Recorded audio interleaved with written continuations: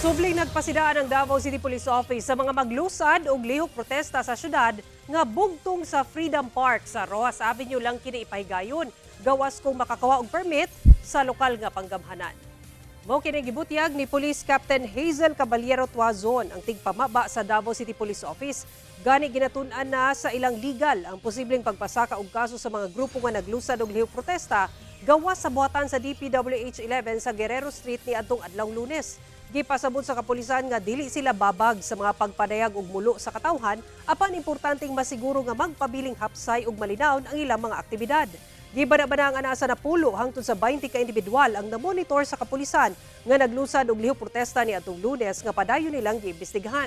Gibutyag sa DCPO nga kung sa Freedom Park lang ipahigayon ang mga rally, dili na kinahanglang magkuha og permit. Apan kung sa laing bahin sa syudad ang mga lihok protesta, kinahanglan ang hugot nga koordinasyon ug pagtugot sa lokal nga panggamhanan. Niadtong Lunes naglusad og rally ang mga progresibong grupo sa Southern Mindanao aron ipadayag ang ilang kadismaya sa gobyerno subay sa mga anomalya sa flood control projects.